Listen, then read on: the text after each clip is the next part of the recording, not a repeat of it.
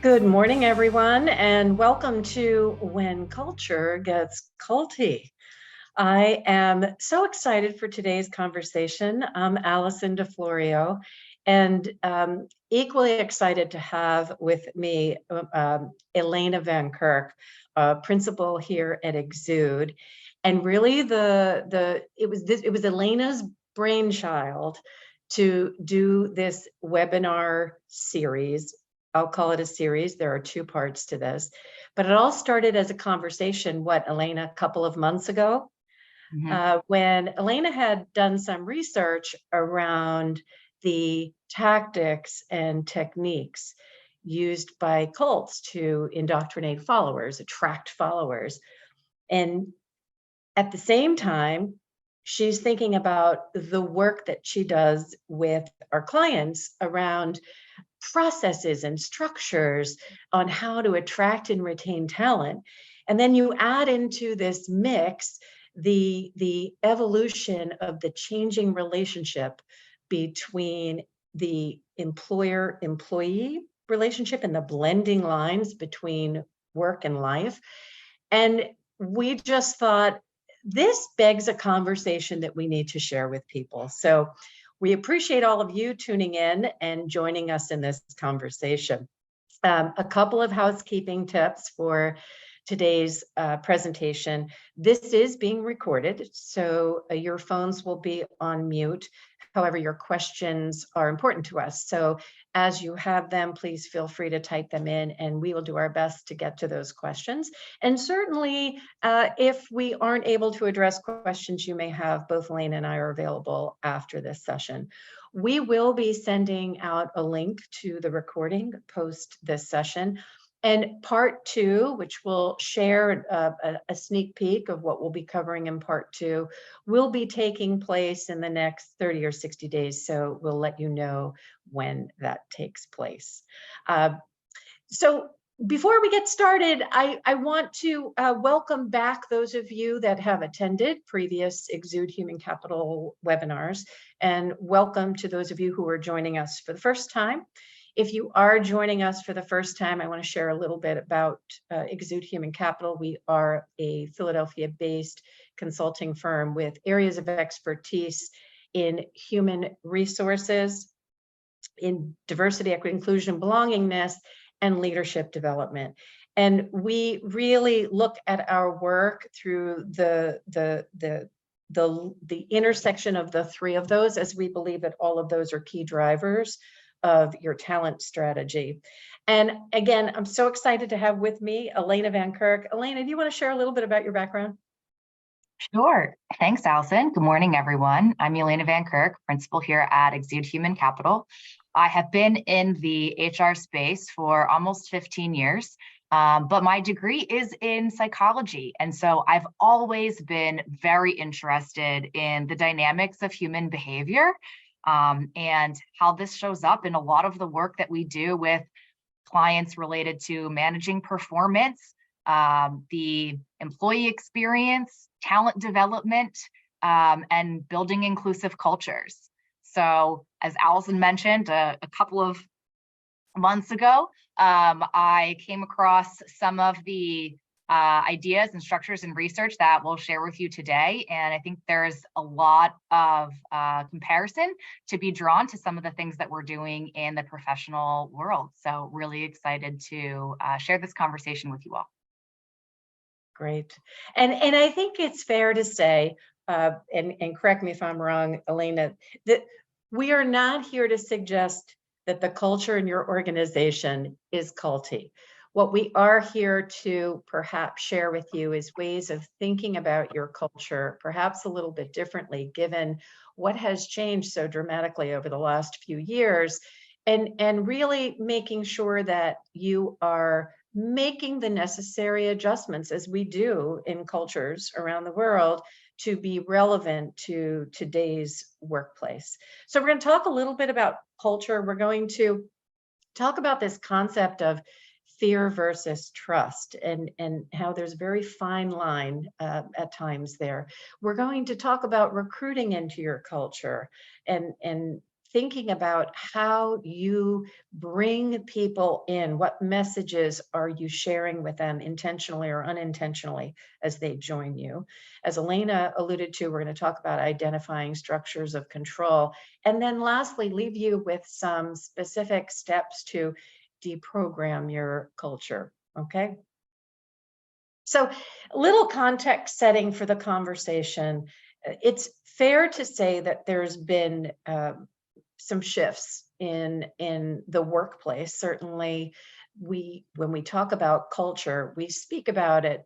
There are healthy cultures, there are positive cultures, there are unhealthy cultures or toxic cultures, cultures where people not only do not feel welcome, but they fear every day whether they're going to be losing their job or put out in front of their peers in some unhealthy way for perhaps a mistake that they made. And then there's this borderline that, is it a healthy culture? Is it a little bit culty? Is the culture a little bit, you either conform to how we are and you are a fit, or you're just a little bit too different and not perhaps one of us? And when we think about the workplace in general and what has changed, where your culture fits on that continuum, healthy, unhealthy, culty, is really important. So, no surprise to anybody, 4 years ago, about 4 years ago, the world stood still and we went from an employer-employee relationship where the employer held a lot of control and employees would do anything in rain, sleet, snow to get to the office and to be at their seat at on time. And if they were late, they would be stressing about it. Or if they had to go to a doctor's appointment, they had to take an entire day off, as just a few of those examples. And then overnight, that changed. Overnight, many employees were now able to do that same job without that 2 hours of commute in the course of a day. They were able to be home to make dinner for their kids without being frantic and rushed. They were able to throw a load of laundry in during the course of a day without missing a meeting. And they had what we like to refer to as those pandemic epiphanies. Wow, I have more time in my day to do things that matter. And what was I thinking all this time, right? Now, in addition, well, now we have the return to work movement, right? So the pandemic is controlled right now. We're not concerned about that. And employers are saying, well, wait a minute, our culture is at risk. And we don't have a culture of innovation any longer because we don't have people in the office. And yet we have people saying that they're going back to the office to sit on Zoom calls with people who are a few desks away from them. The other thing that's changed is this kind of group think versus individual. There have been a lot of societal issues that have surfaced, and there's been a very kind of a negative social discourse. There's a lot of social activism that has now filtered into the workplace. So individual thought and individual expression has taken on a whole new meaning in the last few years. So you couple those together and you think about, okay, what are we driving? Are we driving culture? Are we driving control? And that's really where we're heading with our conversation today. I think some interesting statistics, and Elaine and I were talking about this just yesterday. There was a recent survey or recent report done by Gallup, I think it was the earlier part of this year, about the state of today's workplace. And just a couple of highlights that I think are worth talking about is, of these 5,000, 6,000 respondents, 85% of the responses related to 3 categories. And look at the percentages of those categories. 41% of the people who were asked if they could make one change at their current employer to make it a great workplace, what would it be? And it was around engagement and culture. And Elena, you were mentioning about the well-being. If you think about that piece of it, adding that 16% into it, you're well over 50% of respondents in a very recent survey stating that if we could change the culture, it would be a better place to work. So given that and thinking about that, we wanted to talk about or set the framework really for comparing this concept of how much control does your culture have, need, warrant, and what's the difference between high control groups and low control groups? So, Elena, do you want to talk a little bit about your experience? Absolutely. Yeah. And I think cults are notorious for being high control groups and representing high control groups. And one thing we do want to preface here is that nothing on this slide, nothing in this presentation is a judgment or an opinion of Exude Human Capital, but merely a comparison of similar dynamics across different types of groups. So cults are innately high control groups. Not all high control groups are bad. That if you think about some of the high control groups that we encounter in regular everyday life, high control groups live in a lot of different ways. So if we think about the military as a high control group for a very specific purpose, probably would not operate and be successful if it wasn't a high control group. Some of the other, more benign high control groups are things like homeowners association, where there are structure and rigid rules and regulations. Fraternities and sororities also tend to have very conformist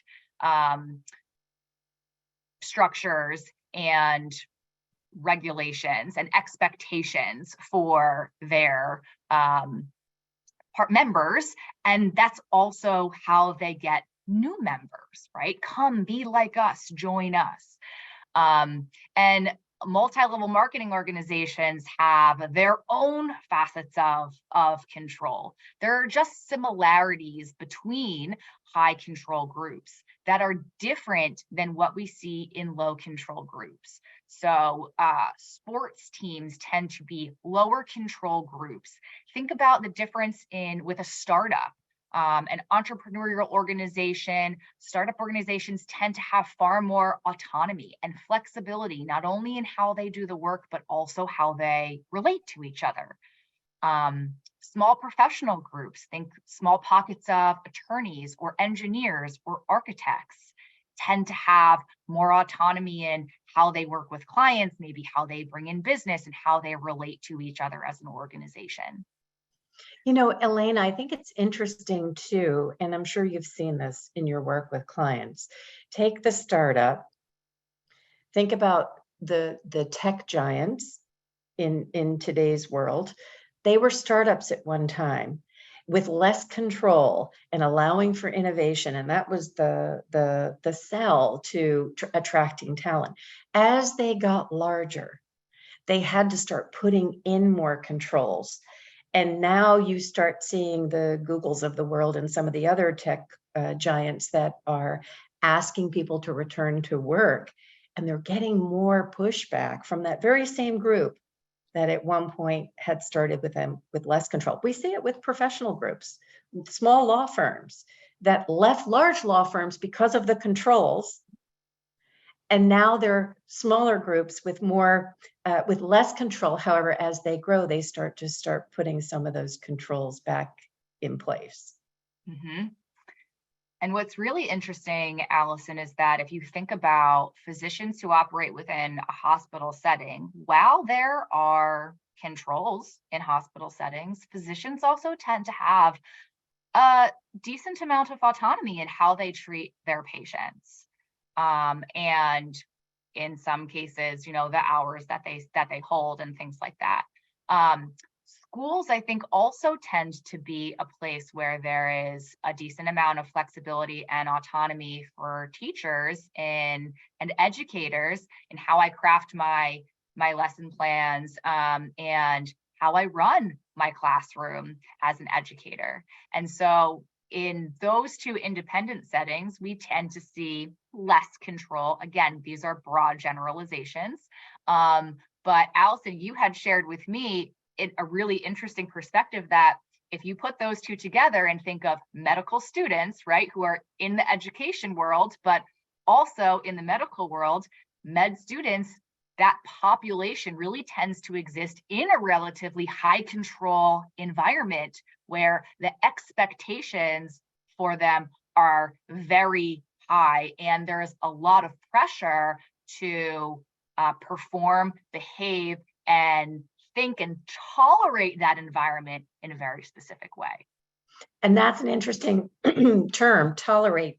For those of you listening, you may have heard about some recent organizing activity of medical students. The expectation has been, well, it's just part of the process. You're going to work 24/7 for your entire resident period. And that's just what you need to do to cut your teeth to make it as a doc. Well, now the tide is shifting and people are saying, wait a minute, no, that's not, it doesn't have to be that way.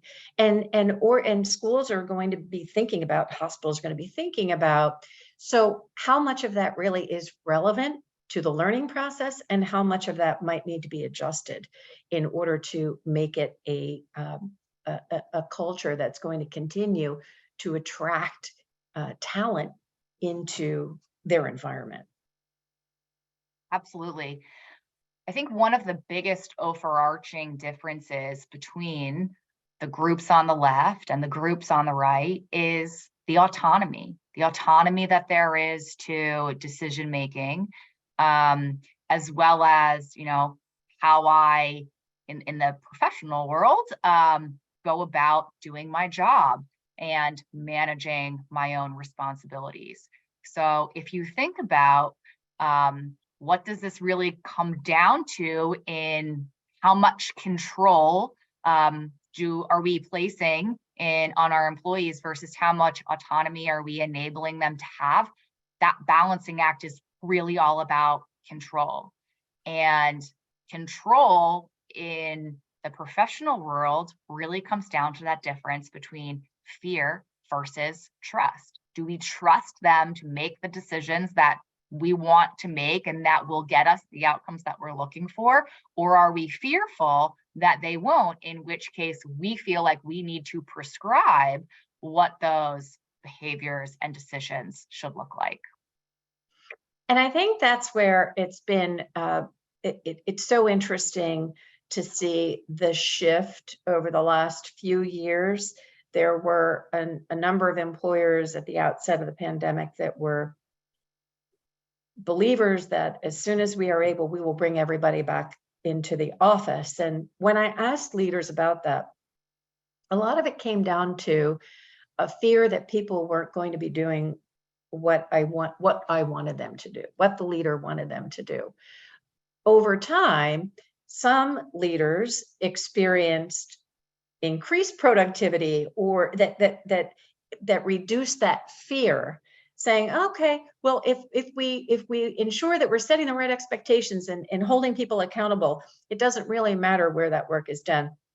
Whereas in other organizations where perhaps expectations weren't being well set or communicated, and they started to see dips in productivity, or they started to hear the word on the street about quiet quitters, and are my people actually running other businesses out of their home and doing my job?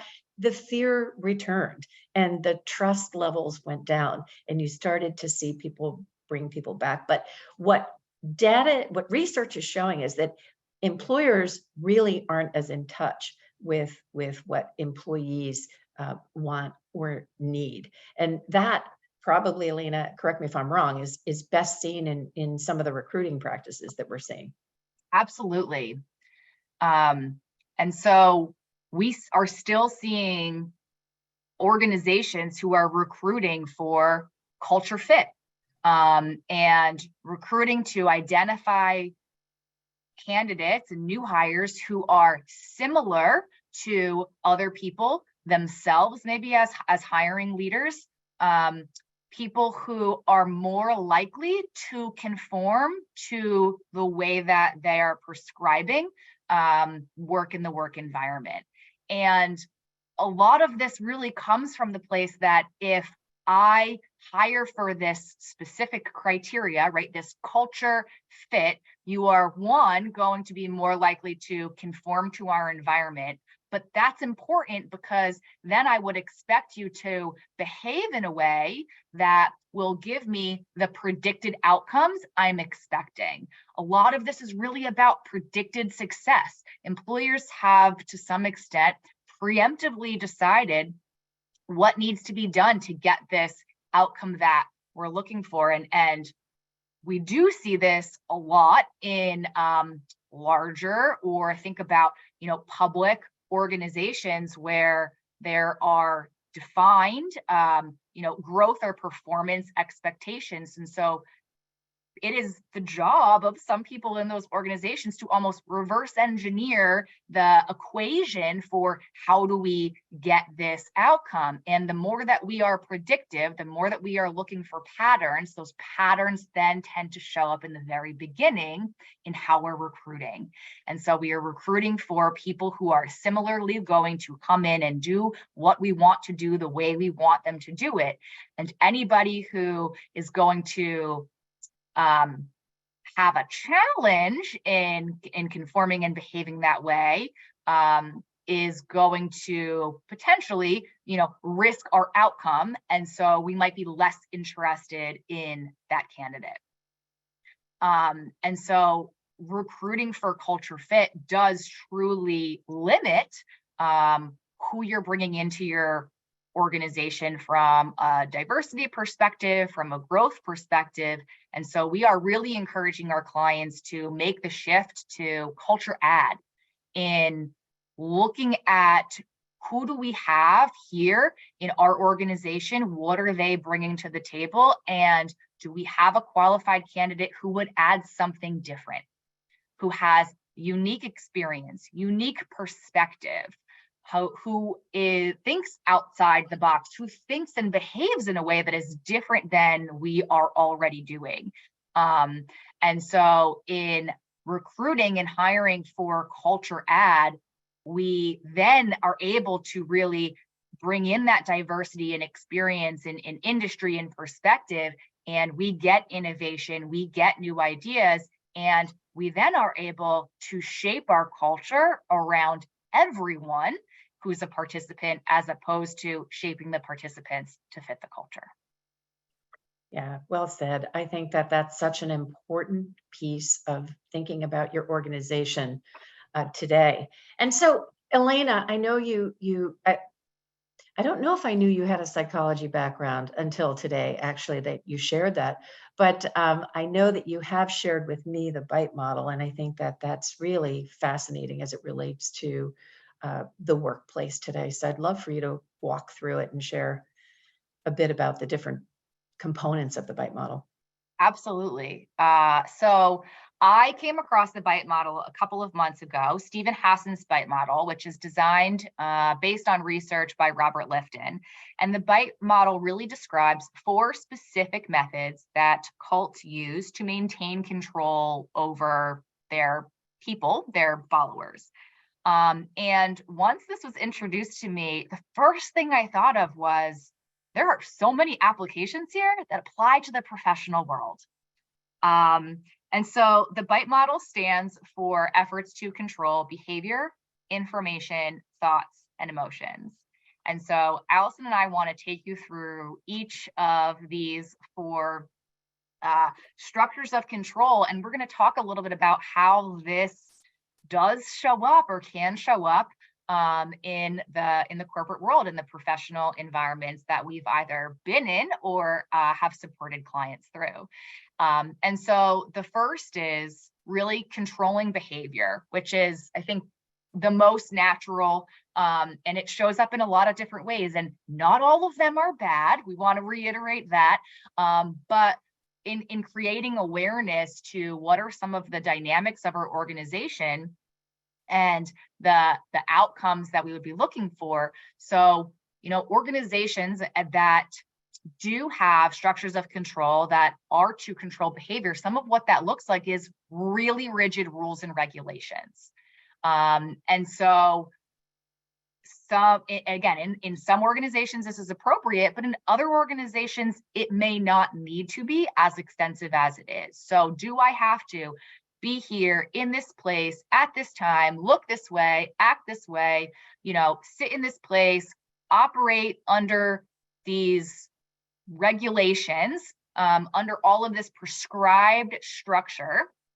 And if I don't, what then is the result? And because of that, when you have extensive, rigid rules and regulations, more often than not, you also then have relatively extensive discipline in the professional world for employees who are not able to comply with all of those rules and regulations.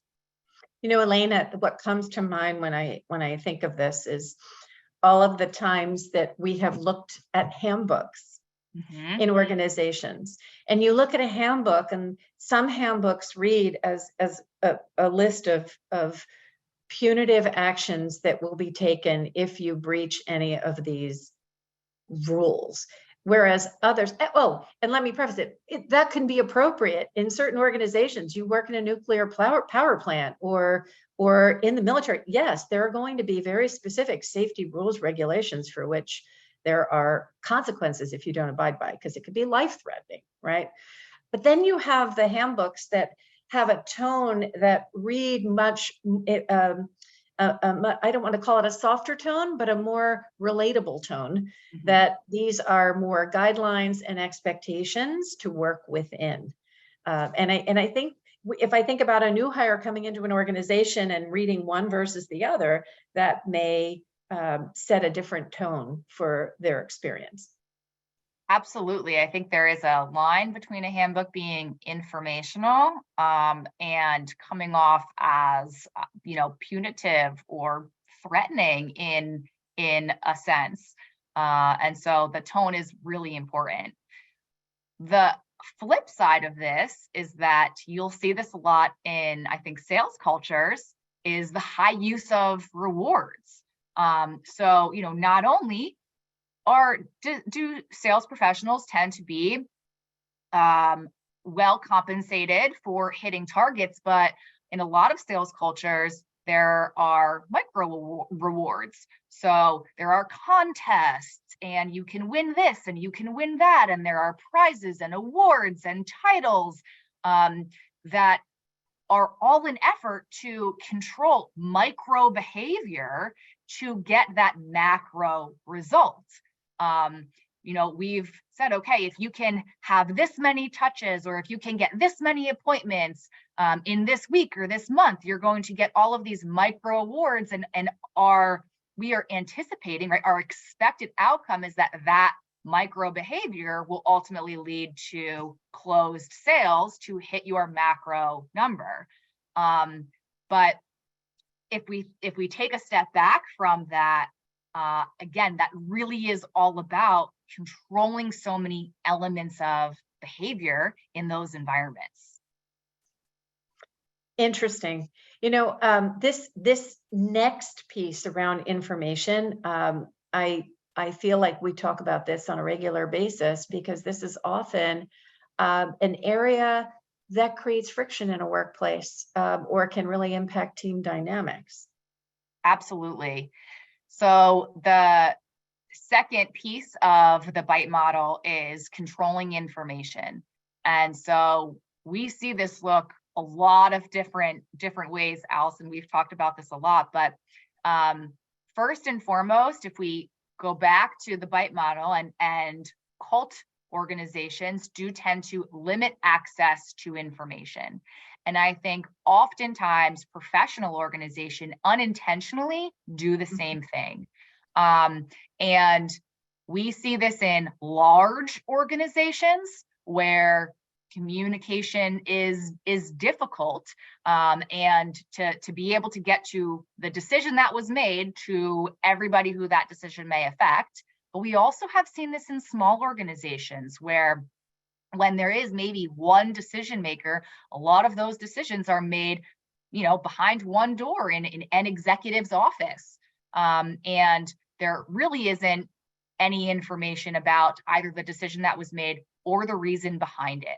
And so I think that's the other piece, is that lacking not only information, but also justification for that information and a common understanding of how and why decisions are made. I find that in this constantly changing work environment, some leaders feel as though they have to have all the answers or all the information buttoned up before it is actually shared. And it's not necessarily intentional that they are withholding information. But if you look at the increased demand from the employee population for transparency, particularly in times of change, there's a rub there. So we always recommend that whether you have all the answers or not, don't let that limit communication. Communicate the information that you can communicate, with the caveat, here's what I don't know, but I agree to communicate it to you when we do have that information. I agree, Allison. I think a lot of times, especially with big projects or larger changes, employees know that things are happening, but when there isn't consistent or considered to be progressive information coming from that, I think that breeds just as much uncertainty as there being nothing, because I know the pieces are moving, I know that things are happening, but I'm not getting that same movement of information. And what's really interesting too, that you brought up transparency, is now if you think about it, like legislatively, there are calls for transparency to information, especially if you think about salary information. But in order to really do that, there then needs to be common understanding of how and why those decisions are made. So it's really interesting to see how that is evolving and is becoming really a common thread that a number of organizations are having to pull on. I think another big piece of this is the expectation of leaders around what managers will communicate once information is communicated to them. And I think what we have seen in our work is that middle manager level really needs attention these days, and they need to understand they have so much information coming at them that intentionally or unintentionally, when they hear that information, they may not necessarily make the link or find the time to send that message as appropriate to the front lines. I know we've talked a bit about that, Elena. What are your thoughts on that? I agree. And I think a lot of times too, there's a miss at the top, in that when executive leaders are communicating down to next level leaders, I think one opportunity there is to also be somewhat prescriptive in how those next level leaders should be communicating that same or similar message to broader downline staff.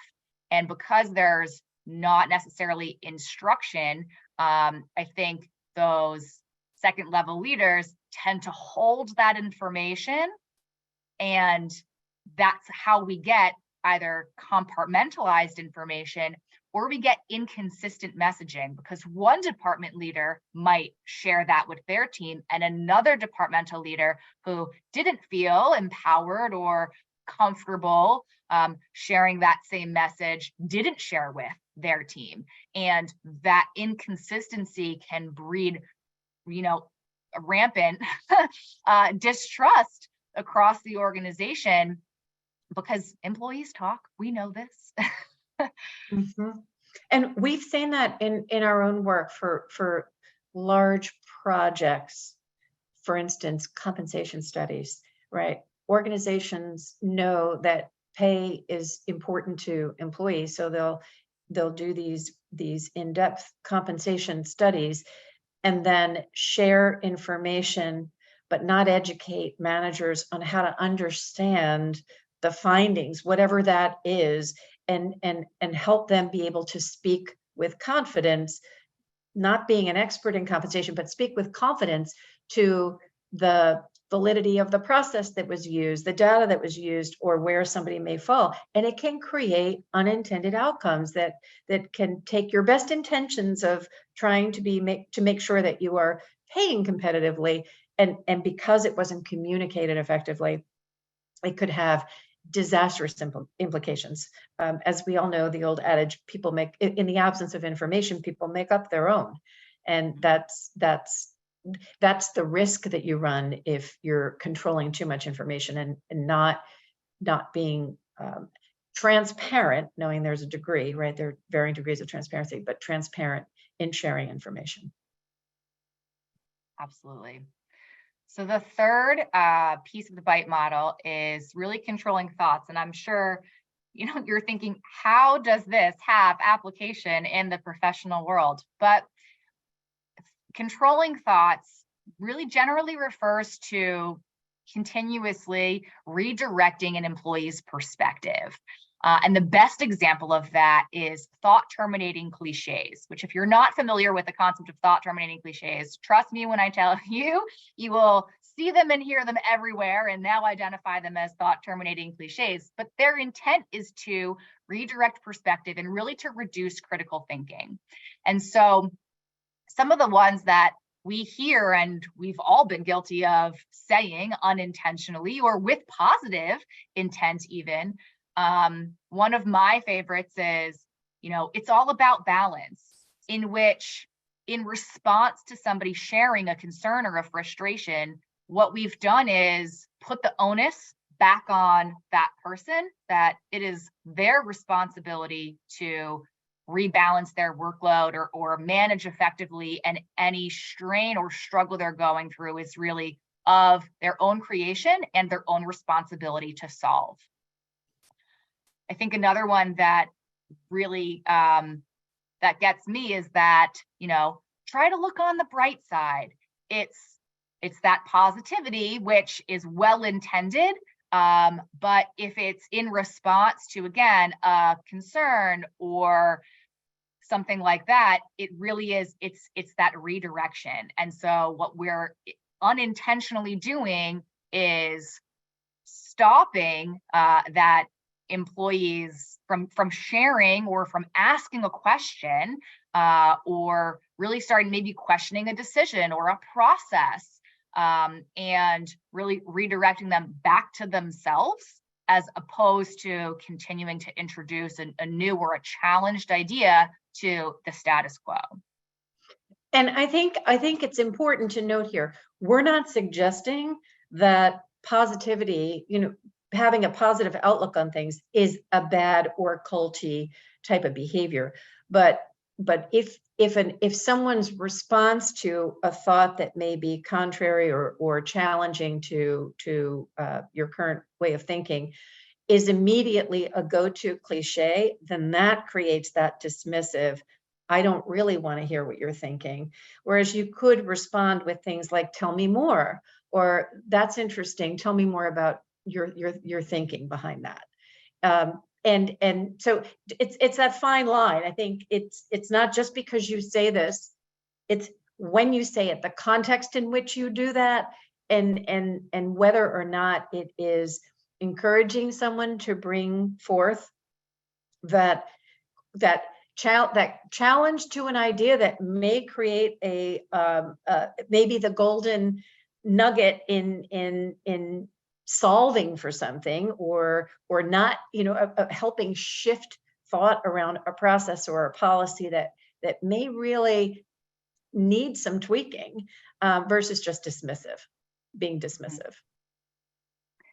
And I agree with you, Allison, that positivity has a place, encouragement has a place, validation has a place. Toxic positivity really shows up when any negative thought communication is then criticized solely on the fact that it's negative, and or different, or again, challenging an idea or a process or a policy, or a decision.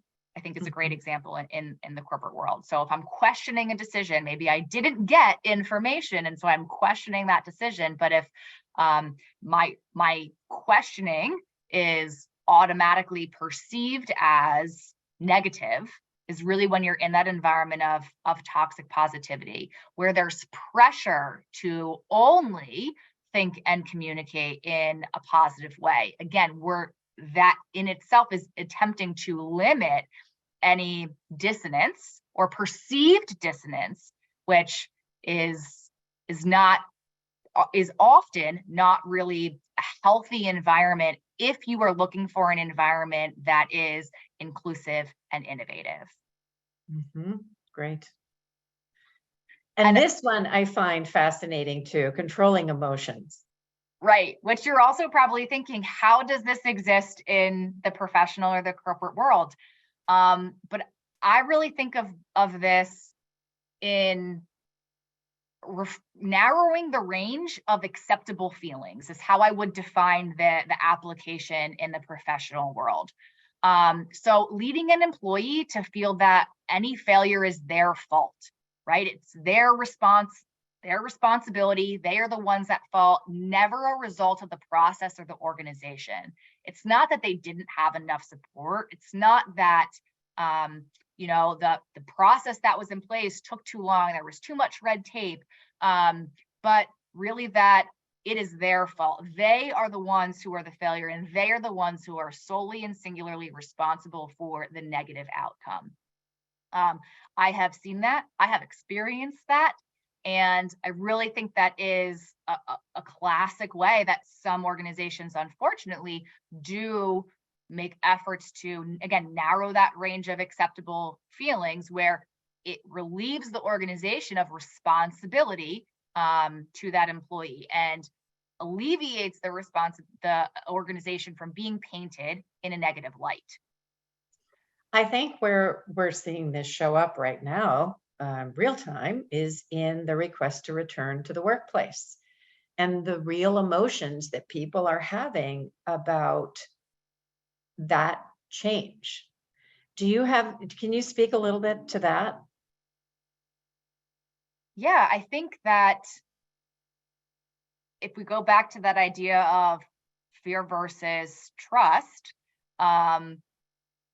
there is an expectation, right, that I don't trust you to continue to operate in this environment, this autonomous, virtual, in your own house environment. My expectation is that you will come back to the office and thus perform in this different way.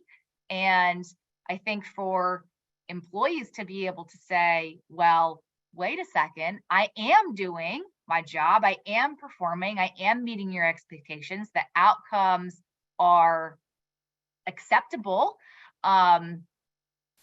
It definitely creates an environment where there is an approach that can be made to be supportive, or there's an approach that really can be limiting. And so if we also think about narrowing that acceptable range of feelings, think about significant highs and lows. So there are certainly organizational cultures where an employee might be shown extreme and public praise, followed by a dramatic lack of attention or recognition. I put you up, I built you up, this is my employee of the month, this is our star person on this project, and then we move on to somebody else, and that star ceases to exist and ceases to get recognition. Oftentimes, this is a common trend in sales organizations. If you're doing well, you're publicly and consistently acknowledged. And if you may be underperforming or not hitting a number, you tend to have zero attention or recognition. And I think, again, that drastic shift really makes that employee-employer relationship unstable, because I don't know where I stand. And am I on top one day and on the bottom the other day? I think is an opportunity for organizations to, again, really identify how we want to support a culture of trust and validation. Yeah, and I think it's fair to say that emotions have always been part of what an employee brings to the workplace. However, pre-pandemic, you didn't talk about that. That wasn't, you kind of leave that at the door. You come to work, you put on the happy face, and you do what you need to do. Whereas since then, there has been a shift where part of one's own well-being is that you can express and state your emotions. And when there are organizations that I don't want to use the term play with emotions, but based on what you just shared, Elena, with the excessive praise when you're doing well, and then this almost this shift to you no longer add value, that can seemingly happen overnight in some organizations. That may encourage an employee to take an action, whether they leave or they go seek outside external third parties to help them get their message across to organizations. So I'm not suggesting that that happens all the time, but I am suggesting that based on all of these structures of control that Elena has been sharing with you, and given the fact that emotions are at an all-time high and very real, that you may have unexpected outcomes that aren't what you had hoped for, if you don't pay attention to how you value or address the emotions of your employees. And I think too, Allison, that again, those dramatic highs and lows, if I'm in a high, I'm getting validation that I'm doing the behavior that you want. And if I'm at a low, I think the intent oftentimes is to reinforce that if you behaved as I expected, you would be a high. And so if we look at this bite model, right, we are now coming full circle in those elements and those constructs of control. Mm-hmm. The last one on here, when we think about, controlling emotion and narrowing the range of acceptable feeling, is that sense that there's never a legitimate reason to leave. And a lot of times this really looks like ostracizing those who left, blaming those who left, or my personal favorite, not acknowledging those who quit. Oh, yes. Yeah, that's really a cultural myth for organizations. People leave for a whole variety of reasons, but helping them and helping them as they enter an organization, get up to speed, and exit an organization, so that for whatever reason is equally as important, right? So even if they leave not on their own terms, but they should be able to exit respectfully with their head held high. And if they're exiting because they have found a different opportunity or an opportunity for growth and development, celebrating the time that they have spent with you and the value that they have added to the team or the organization is really important. And it doesn't happen that way across all organizations. Right. And I think sometimes the intent of that behavior is that we don't want to promote leaving. We want to keep everyone here, but do we really want to keep people here in that type of environment? And is that an environment that your organization wants to represent? That really, that to me defines very clearly that spectrum of culture to Culty, right? How you treat the exiting professionals. Mm-hmm. So if we think about everything we've spoken about today and some takeaways for ways that you can adapt your workplace culture, go back to what we said in the beginning. This was not intended to suggest that anybody who's listening here that your culture is culty. However, it is intended to suggest that sometimes over time we build in practices into our culture, or they evolve into our culture that make it that that move it on that spectrum. And given the fact that the employee experience has changed and what employees are expecting, it's time for you to kind of rethink. So think about the cultural, think about just even the language and the mindset of when you're recruiting for talent, think cultural add versus cultural fit. That's a great place to start. Not, oh, I don't want him or her because it doesn't seem like a culture fit. What does that really mean? Tell me more about that, and really try to understand.